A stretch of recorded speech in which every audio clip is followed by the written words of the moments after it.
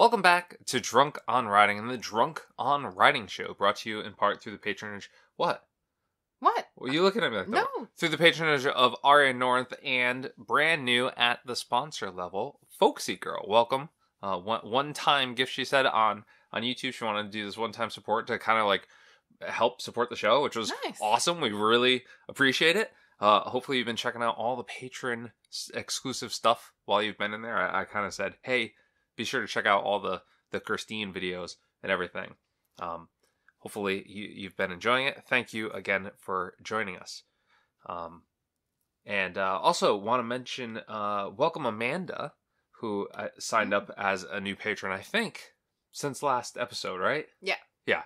I just want to make sure that Amanda also got a shout out.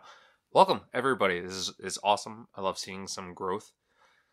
Kim, how have you been? How you doing? Good? Which is good? You always look like you're up to no good when you start off this thing. And then you start to relax and you're like, okay, they're not going to catch me. I could ease in. How have I been? Yeah. It's been a little nuts, Warren. Mm-hmm. A little nuts indeed. Yeah. Yeah. I mean, that's pretty much 2020 in a gist, right? No. No? I mean, yes, but no. Just worse, more so lately. Yeah. We decided to paint a hallway the week before Christmas. You know. Yeah, that's been pretty hectic. It looks really nice though. Yeah. Just we did this to ourselves 2 years ago, you know. What do you mean? We painted the bathroom the very same week. We get a lot of stuff done the week before Christmas. Like it's we want it to look good for the pictures and whatnot. I guess so. Anyway. Yeah. But how have you been? I've been okay. Yeah. Apologize in advance. I kind of we're filming this a little later than usual, purely because of me. I pushed it back a couple of days, and now this is the second of 3 days straight that I'll be recording videos. So I'm kind of excited. Yesterday we filmed something that I can't talk about yet because it's way too early. But the filming went awesome, and I really look forward to that coming out at one point. And now we get to do this, and I always love doing this. Yep. I always have a lot of fun doing this. So I'm pretty jazzed up, and I'm done with work for the rest of the year. So, you know, other than watching our kids, rub it in. I'm just saying, I think it's easier to work than watch our kids full time, probably. For me. Okay. For me. Well. For me. I mean, sitting in front of a computer, running Excel things and fixing HTML, or chasing after Matthew while he decides all this random things, and then Olivia starts eating marbles. I mean, what? one of the... She's not... I'm saying this is the hypothetical. See, it gets your blood running. Let's just move on, shall we? Yes. So, what you been reading, listening to, watching, playing? What have I been watching? Playing. Well, Matthew's been playing a ton of Katamari. He has. Well, we played a bunch of Katamari. Yeah. Too, and then we got everything but 3 items. Yeah. The big cow, the jetpack bear, and one of the cousins. Yep. And they're really hard to get. But he just likes going around in Eternal mode, just picking up everything. Yeah. Until he gets bored. I've been watching, I watched a movie called The Holiday on Netflix, which was very cute, very rom-commy. You would never like it. She knows me well. Yeah. I don't know. What else? Oh, I finished The Crown recently, so That's the Diana season? You finished that whole season? Yeah. Oh. Yeah. What did it end with? They still together? I mean, but it's not going well. Well, yeah. Okay. All right. So, but she's still like alive. Oh yeah. Okay. Yeah. I don't know. I don't know how fast this show progresses. You know, they ran through it really, very quickly. I heard there was the whole controversy about the dress. I didn't really care. You didn't care? I mean, no, I don't care. Okay. But you know, I don't know. I think that's it. We've been watching New Girl pretty much almost every night. This show's so good. If you haven't watched it, just go watch it. It's just so funny. I laugh a lot. It's really nice. I also watched the first season of Westworld, which I enjoyed. I think I saw all but one twist coming, but I didn't mind it. It was an enjoyable just binge watch. If I had watched that the way it was originally presented, all drawn out, I don't know if I would have liked it so much, but very good in terms of binging, and I'm looking forward to watching some more. There's 2 more seasons for me to watch, so just read and watched Pet Sematary, the book and the original adaptation. I'll have a lot more to talk about that soon. I got 4 dissections planned on Pet Sematary. One's already written. I'll be filming that tomorrow. So that's exciting. Man, what a great book. Weird movie. Yeah. Yeah. I also, as I promised last month, yes, I went out and I read Edgar Carrett's flash fiction. I read 4 Edgar Carrett flash fiction stories, and that was it. Okay. Are we a fan? These are the 4 that I read: Pastrami, Director's Cut, Crazy Glue, and Shut. I didn't like them. No, I did not like them. They're not for me. They're just not for me. But I gave them a shot. They're too esoteric and weird, and just like they're kind of vague. And the one I liked the most was Director's Cut, which was about a movie that took 70 years to film and then like 70 years to edit, and then the final film was 70 years long, and everybody sat there and watched it and like died in the theater, and I was like, that was kind of a morbid. It was kind of like a quick cut comic booky story, but yeah, I don't know. I want more. I like having more. Yeah. I like the bread to my meat. You know, the ratio's got to be there for me. Everybody likes something different. That's all. Oh, that's right. So, why don't we just jump right into our first topic, unless you thought of anything else that you were watching. No, let's go. Okay. Kim, this is your topic, our first topic tonight. You want to talk marketing to children, maybe specifically advertisements to children? Yeah. Is it good or bad? That's just the question? Well, this was your topic. Lead into it. Let me see. What's your argument? What do you think? So, I think it's necessary because... To market to children? In certain circumstances, okay. Yes. Because think about it. If nobody ever marketed to kids, what are they going to market to parents? Yeah. Like, I don't know. I think marketing to kids helps them develop sort of like, I want that. You know, like Matthew's starting to do this. He's showing interest in certain things, which is kind of neat to see. Like, because some of the things he says that he would like, I'm like, really? I would never peg him for that. But it's also bad because children have no sense of how much things cost. They don't. He has no concept of money. No concept of money. And I think sometimes marketers take advantage of that. Right? So that they want that one toy for Christmas. Oh, Santa's going to get it for me. Yeah, well, not everybody can afford these extravagant things. So being that my day job is at a marketing association, I just want to throw that out there since I have a slight conflict of interest here, I guess. Not really, but I just want to just put that out there. There are a lot of laws and a lot of committees, a lot of bodies that regulate this stuff. You know, YouTube's been forced, granted, to do it over the years, but I think recently they demonetized most children's videos, most videos aimed at children, changed the ads, changed how the children's interface even works so that it's less pervasive. And there's just a lot of bodies that are all about like ensuring that ad agencies and brands aren't presenting themselves in a predatory manner. Like, you think back on it, you think back to the Marlboro Man, or the Camel, Joe Camel. Those were not necessarily directed at children, but they appealed to children. I remember those advertisements. They never appealed to me. You're not a boy. They appealed to me.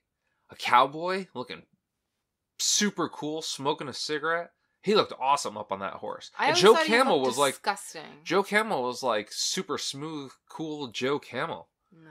Oh yeah, I was like, it wasn't about the cigarettes. It was the attitude. It was interesting. Okay, I remember this. But it didn't work on you because you didn't want what they were advertising. That's true, but I still remember the brand. And most advertising is all about brand recognition. That if somebody was like, "Hey, can you get me a pack of cigarettes while you're at the store?" I'd be like, "Oh, maybe he'll want Camel. I'll get him a pack of Camel or something." You know, that kind of thing. I mean, that's how brand marketing works, right? In terms of marketing to children, like I see Matthew watch commercials all the time, and it's pretty funny.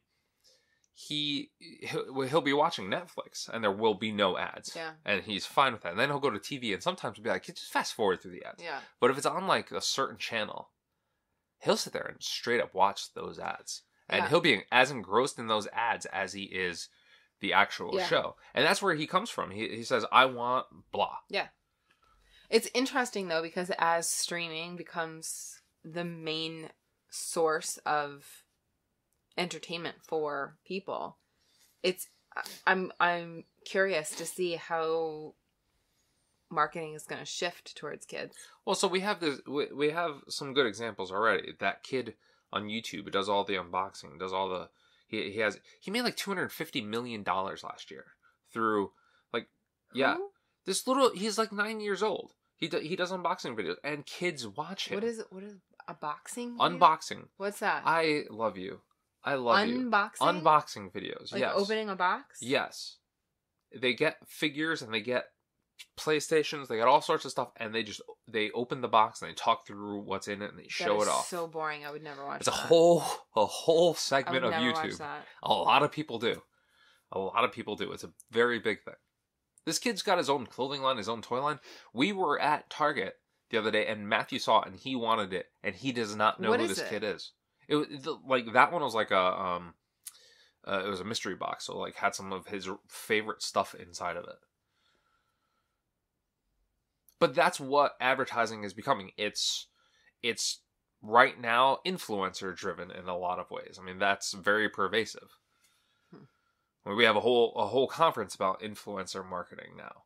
I mean, it's a big deal. Everybody's kind of getting into it. It's relatively inexpensive compared to some forms of marketing where you're going and like hiring celebrities. Influencers are pretty cheap, most of them. You know, not like Kim Kardashian or any of those like A+ tier level people that very much appeal to only these people, like new up and comers, like cheap YouTube people like us. Hey, anybody want to advertise with us? Have us influence? I will come on and present right here.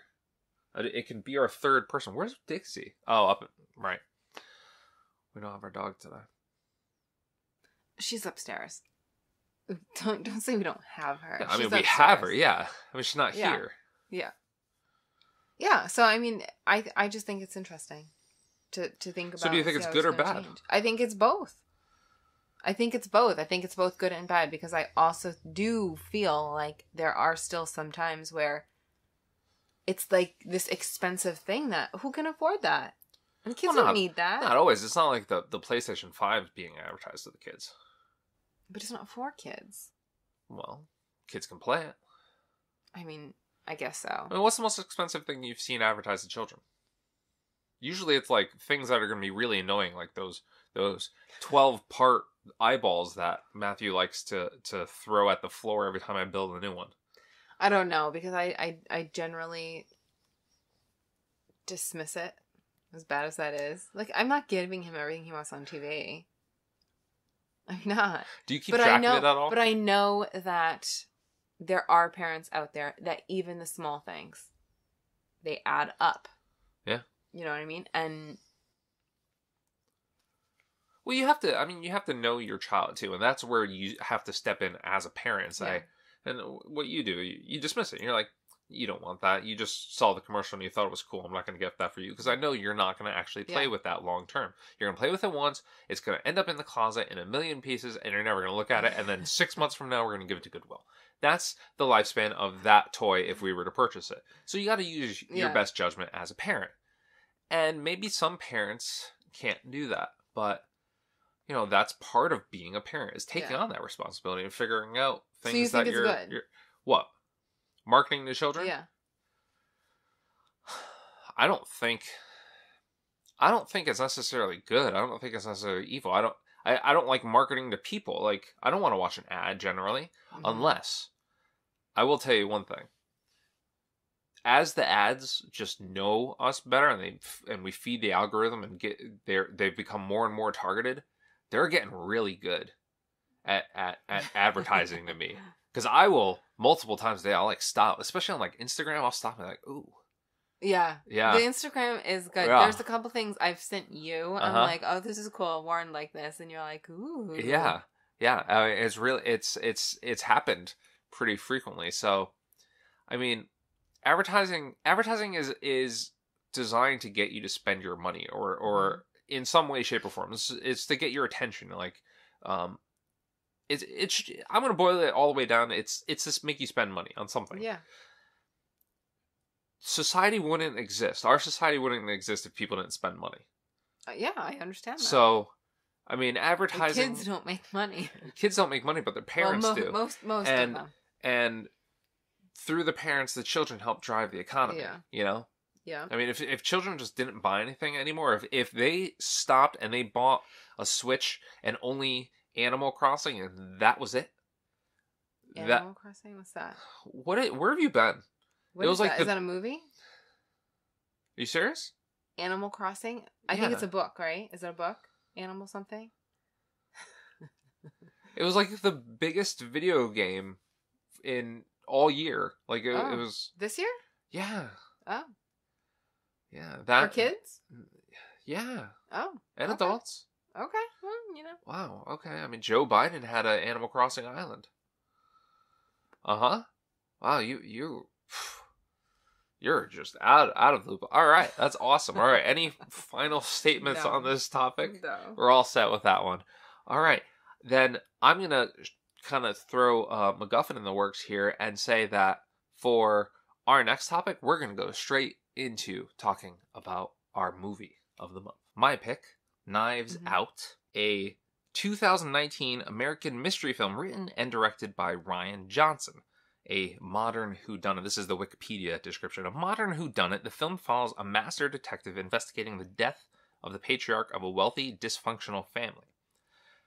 The film features an ensemble cast, including James Bond, Captain America, the Blade Runner hologram, Zod, fake Gwyneth Paltrow, and Jamie Lee Curtis.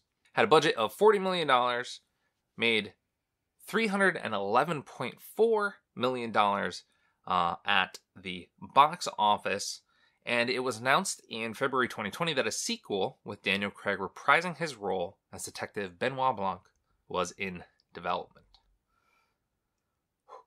And if you're wondering where the joke of the month is, I couldn't come up with one because I was so embarrassed by everything that I read, joke-wise, coming off of this movie, because this movie was hilarious. I could not come up with anything even remotely good. Dad joke. What a great movie.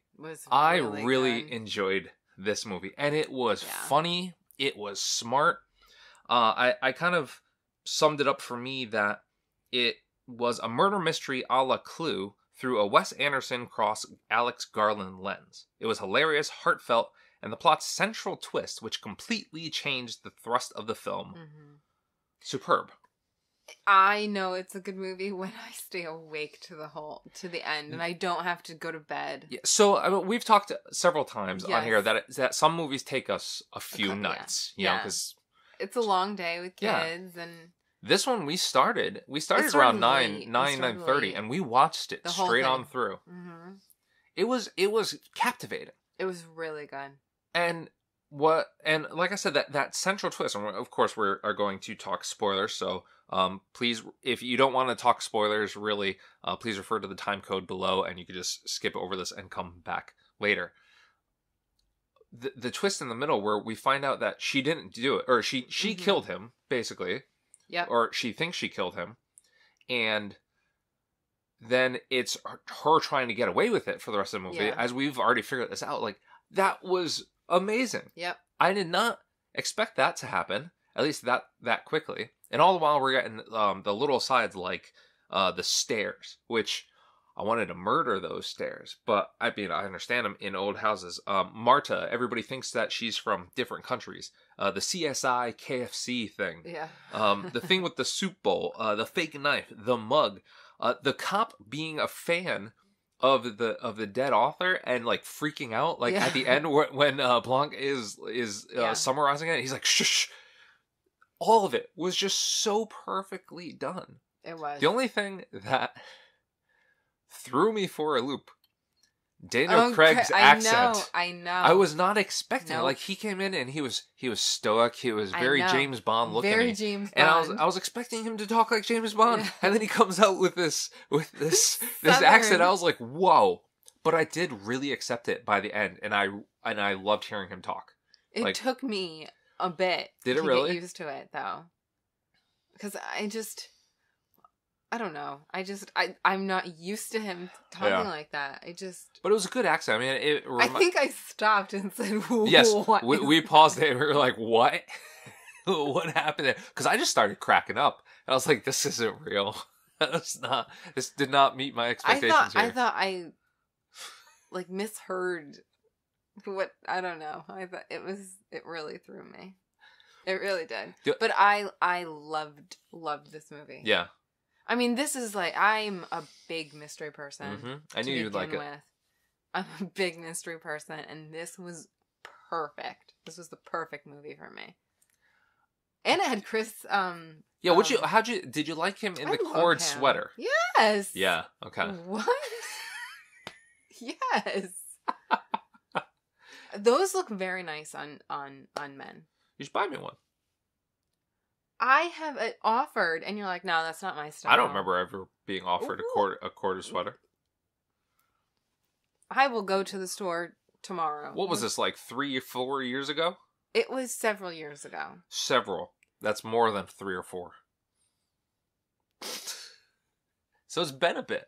You know, fashion changes, I change, my opinion changes. I see Chris Evans in a sweater, I want to be like, I want to look like that. I want to get the Chris Evans sweater. Apparently, that sweater sold out online for months after. It was a nice sweater. And it was funny because like it had a couple like holes and dings in it in the movie. Yeah. So it's like, it's kind of interesting. Like, it's adds to his character. It's like he's supposed to be like this rich, fancy, pretty boy, right? Off to like boarding school and whatnot, but he's like a dropout and he wears sweaters with holes in it. You know, it's so much about his character. And I mean, so his other major movie is Captain America. Yeah, people can't dress like that.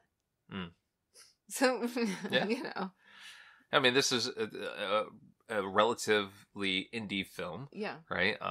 Even though it had A-level cast and A-level director and everything. It was, in all sense and purpose, relatively indie. So yeah, I mean, that was probably like his sweater. I don't know. I don't know. I don't know about that. Or maybe he chose it. I don't know. I don't know the whole entire story about the sweater, but yeah, it was a nice sweater. Mm-hmm. Yeah. I mean, but I just. The only thing I truly liked. Originally I didn't like his character because he starts out. Yeah, he starts off kind of,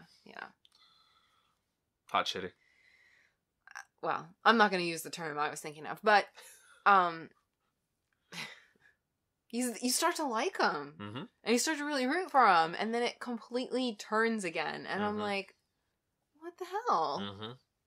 Like, really? And then it goes back to how I felt in the beginning. The only thing that I sort of did not like about the movie was I felt the ending went on too long. Like, the explanation went on too long. No, I didn't. See? I thought it was perfect. Okay. Yeah, it just felt like it could have been just cut down ever so slightly and it would have been a little tighter. I liked pretty much Daniel Craig just pwned those two detectives. Oh, yeah. Yeah. He's like, guys. He just owned them at the end. The family, they were awful. Oh yeah. Everybody, the actors were amazing. Yeah. Jamie Lee Curtis. Amanda Artis, who played Marta. I mean, I think she stole the show. Oh yeah. I mean, I don't know who she is. Yeah, she came out of nowhere relative to most people, and you're like, oh, well, compared to some of the other actors. Exactly. Yeah. Exactly. But yeah, no, everybody was great in it. It was surprising that Marta got everything. I thought that was kind of... I was not surprised with that at all. I'm like, of course. Why would he give these greedy people anything? Mm-hmm. Mm-hmm. But yeah, I'm definitely in for a sequel if one ever actually comes out. They announced it officially in February, but as we've seen this year, everything's kind of gotten pushed back. So they announced what in February? A sequel. Really? I read that. You really don't hear me. When I start going into my notes, you just are like... Yeah, because I start thinking about things I'm going to say. Oh, man, you gotta like do the second track. So yes, they announced a sequel in February 2020 that with Daniel Craig reprising his role. Oh, I heard that. Yeah. And I will say, the movie led to a very good, very great Twitter moment between Chris Evans and Jamie Lee Curtis. You know the one, if you know the one. Yes. Yeah. So any final thoughts on Knives Out? I really like this film. So no, watch it. All right, we're gonna go into that. They watched it for this. They better have if you gotten this far. I mean, we just completely ruined the movie for you. We spoiled the movie. Yeah, maybe we enticed you to go see the movie. I don't know. But our current ranking from 1 to 6 right now. Mm-hmm. Back to the Future trilogy. El Camino, that's number 2. Free State of Jones, number 3. Number 4 is E.T. Number 5, Nightcrawler. And number 6, Lights Out. Kim, I'm going to go first here. I'm going to throw this one out. I think Knives Out should be number 2 on this list. And I'm saying that because I think that you were going to say that it should be number 1. Yeah. Yeah. Yeah. I get your whole Back to the Future thing. Back to the Future. I get it. It's how classic. How are you gonna put this above Back to the Future? It was great. Can't put it above Back to the Future. See, I could have fallen asleep during Back to the Future. You did fall asleep during Back to the Future. See? Yeah. See? Yeah. I'll be okay. You're gonna accept number 2? Yeah. Excellent. See, I gave you Free State of Jones above E.T. You give me Knives Out below Back to the Future. It all works out in the end. So, new updated listing. Number 1, Back to the Future. Number 2, Knives Out. Number 3, El Camino. Number 4, Free State of Jones. Number 5, E.T. Number 6, Nightcrawler. Number 7, Lights Out. And Kim, as always, what is our next film? So this one might... Or series. What's our next video? This one might take a bit, as I was just going to say. I'm not sure how many parts there are to it, but the next one is on Netflix streaming The Irishman. Oh, the new movie, right? Is it a movie? The Netflix. Or is it like a series? It's like 3 hours, with Joe Pesci and yes. Yeah, I think it's a film. Is it a film? I don't know. It's long. It's a long one. You want to watch that. Yeah. But you don't want to watch The Godfather. He has such a thing with this Godfather movie. It's like the classic that all of these sorts of films are really built on at this point. Yeah, I want to see this. There's a lot of like famous people in this. So are there in The Godfather. I don't know any of them. You don't know Al Pacino? Honestly, not really. I've seen maybe one. You don't know Robert De Niro? I know Robert De Niro because he was in that Leonardo DiCaprio movie. Departed. Robert De Niro. Oh, he was in that other movie with Zac Efron, which I didn't see, but I've heard about. What else is he in? Let's move on to the next topic, shall we? Sure. 2020 in review. Mm-hmm. And I don't want to go through 2020 completely, but I do have something that is very handy. Google released this 3-minute long video called Year in Search 2020. And it gives a loose kind of summary of the year, the big events, the big searches of the year, and what people were talking about. And I think this is a nice little frame about kind of talking about what we experienced throughout the year, our thoughts on the year in general, and we'll kind of build off of this and interject with anything that we felt maybe should have been in this video, or just thoughts in general. And for those at home playing along, I will intercut the video with our discussion of it so that you can just figure it out. Okay? All right, so here we go. The most human trait is to want to know why. And in a year that tested everyone around the world, why was searched more than ever.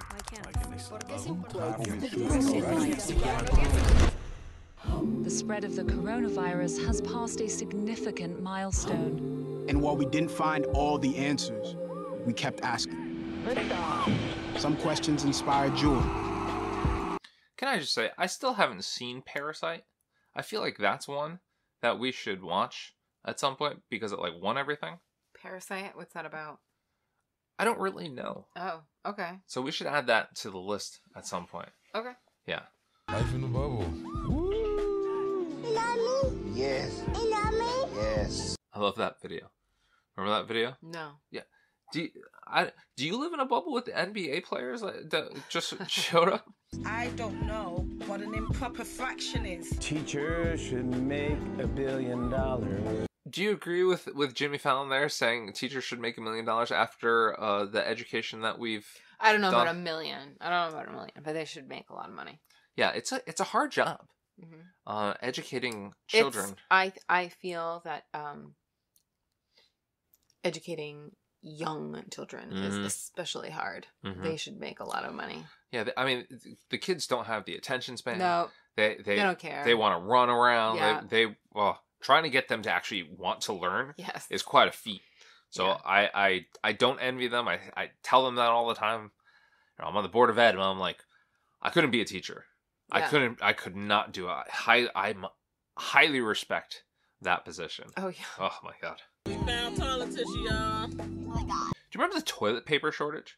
Yeah, it's still happening. What do you mean it's still happening? I went to BJ's the other day, and I'm like, "Where's the paper towels? They're doing toilet paper again?" No, I was looking for paper towels, and she's like, "Oh yeah, we sold out in the first a day." I'm like, "Great." I thought we had figured it all out at this point. So now people just I don't know. I don't know about people. I really don't. Now, I lost in my memory. I feel like I lost a couple months in there, and I think it was just because all the days were sort of the same. In here, we keep seeing all these random shots of people doing random things around their house, like golfing with toilet paper. Did we do anything like that? We didn't do anything like that. No, huh? no. Yeah, we just kind of lived. Well, I think we built a lot of Legos. So we did Legos. We went hiking a lot. We did. We did a lot of hiking, and that's something we hadn't done in a while. You know, our Matthew's now of the age where we don't have to carry him. Oh, that's so nice. You know, and Olivia was light enough that we could carry her, you know. Do you think next summer we won't be able to do that? I don't know. I think maybe you will. Yeah. No, definitely not me. Maybe on the back. Do the back way. Yeah. Yeah. But we did that. Yeah. Yeah. We did a lot of home stuff. Yeah. Yeah. Being at home made me want to renovate. And we did a lot of that. Like we said, we just painted the hallway as the culmination of that, right? It just keeps going. I mean, it's weird that this year both felt slow and fast. It did. There were times when it just seemed to drag, but it was dragging quickly. It was like a drag race, but that was dragging an anchor behind it and just busting up the track behind it. Yeah, it was just a show from front to back. I don't know. I mean, yes, it was bad, but I don't think it was the worst ever. You think you've had worse years? No. That's not what I'm saying. I'm saying it could have been worse. Yeah. It could have been worse considering everything, and we made the most of it. Mm-hmm. Or I did. I tried to. You know, I think you... We have a new daughter this year. I know. She has been awesome. Yes. She is a breath of fresh air because she comes in there and it's, you know, it's been the three of us for so long. She comes in and introduces a new element where he's never had a little sister before. So he's dealing with all of that. And I just laugh because I'm like, now you know how it feels. You know, it's like, she's coming in and messing with your stuff. Oh, what's that like? Tell me all about that. You know, it's funny. But then she gets so excited about like little things. Like she loves peekaboo. Yeah. And I love playing peekaboo. Like if there was a year of 2020 for us, which I'm sure like our phone will probably make that for us at some point. I feel like those would be like the highlights. Like our times with the kids, like playing the peekaboo, going hiking. Like when we did that hike up at Sleeping Giant, we went up the mountain face. Yeah. And it was like a really difficult climb, and the whole family, like we were all there, even Dixie. Yeah. And that, you know, that was just a very fun day. Yeah. Other than that, like in terms of like our events of the year, like I remember the day that I had to go into the office after paternity leave. Yeah. And everything was vacant and like nobody was around, and I had to get my stuff, and I couldn't leave the office until the end of the day. So, and I was like freaking out that I couldn't leave. Yeah. Yeah. Like that was wild. I mean, that was the last time I was in New York. Yeah. I mean, this is the longest I haven't gone into the city in a decade. Yeah. But I mean, think about it. So we had Olivia, right? And yes, we went into lockdown, but we started to do things around the house. So things have gotten completed, which have needed to. For your birthday, we did a very cool COVID compliant like brewery tour around Connecticut. We went kayaking for my birthday. Oh my god, we got so sunburned. I know, but like, so we did events, and I think, COVID sucked, but you got to think about all the stuff that we did that was fun and good, and you know, I made a lot of great episodes of this. We introduced this show, which was another highlight. We watched a lot of great movies. I did the 3.0 launch of Drunk on Ryan. Like it's been a pretty eventful year. Yeah. All around, but let's keep watching this for more. It's still March. How many days in March? Some questions made us cry. You know, we've been through our ups and been through our downs. I think the most important part is that we all stayed together throughout. I love you guys. It's hard to imagine that the Kobe death, Australia burning, World War III, potential World War III thing. And I'm fairly certain the impeachment trials were all this year. Yeah, I mean, that was this year, right? Yes. Yeah. It seems so long ago. They're like so many random things happened. A lot happened. Like the Kobe thing, like any other year, that'd be like the biggest thing of the year. Well, not only Kobe, but Chadwick Boseman. Yeah. Yeah, and he's coming up in a second. Yeah, that was that one was a shock because he had been sick and just acting, and that was insane. There were a lot of people that we lost. Oh yeah, a lot of famous but I people think those died. were like the surprising ones, the right? surprising ones, I think. Yeah. So why do we still have strength to continue? I believe in your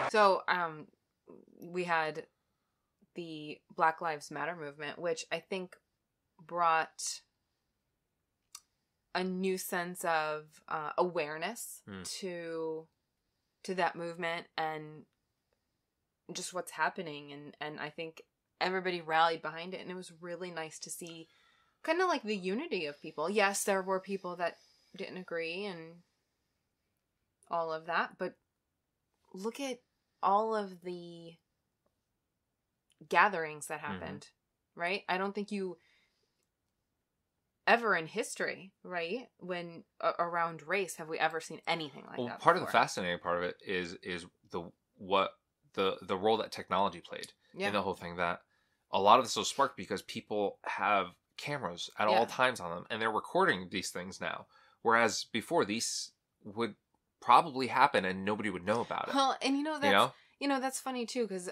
not to deflect from this, but there's so many people that are saying,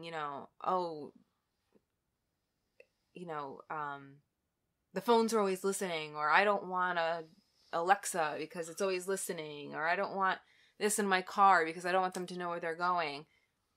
They know. Everybody everywhere has a camera. Everybody everywhere has a phone. It's like that person of interest. Yeah, I mean, so you can't escape it, so why not embrace it? Mm-hmm. I mean, it is very useful.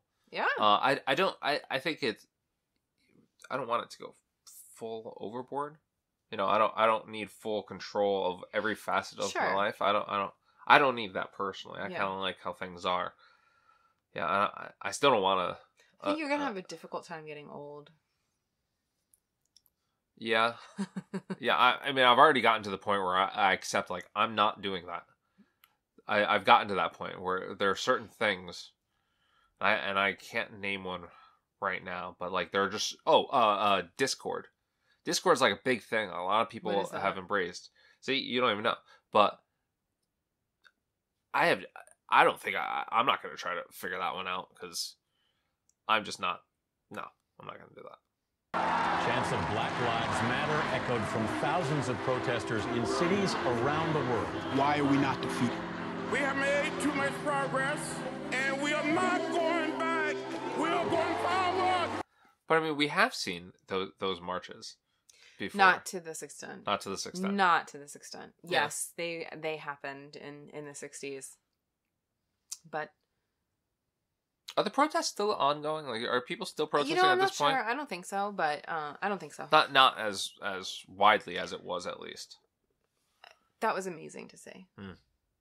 That was history right there. Yeah, but I remember being very worried about it. Of course, our dear friend Ariya went to one of the rallies, and I just remember that this was when everything was popping off and there was violence, and I was like, "You be careful." Yeah. And if some stuff starts to go down, get out of there. And that's why I was afraid. Like, I wanted to go to the one in Bridgeport, but I was also like, I shouldn't go to the one in Bridgeport. And then the Milford one happened, and I couldn't go to it. I don't remember why. I think I was with Matthew or something. But yeah, it was a something. And the board in Milford, we actually addressed the diversity the other day with a resolution. I thought that was very nice, and I think it's something that we've gotten the ball really rolling at this point, and it's not going to stop. We kept going for those who showed us the way. Think about how you would like the world to be for your daughters and granddaughters. Ruth Bader Ginsburg. How did we not mention her? I mean, that's the thing. She wasn't a surprise. No, she was a, oh my God, please hold it out. Kind of like, she was like this symbol of power of like resistance. I don't know. It was cool. Like she like was a good symbol for girls, I think, especially, She did a lot for women's rights. Yeah. So yeah, I mean, she was a hard loss. She was a fighter right to the end. So that was definitely a rough one. Why is it that this year showed... Have you seen that video with Yes. him? I love that video. That guy's cool. That guy's really cool. So until we get to every answer...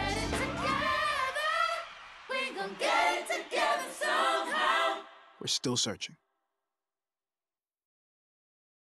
What do you think of that video? I thought it was a really well done video. Yeah. Well cut together. It glossed over a lot, but I think that was very purposely done. But I think...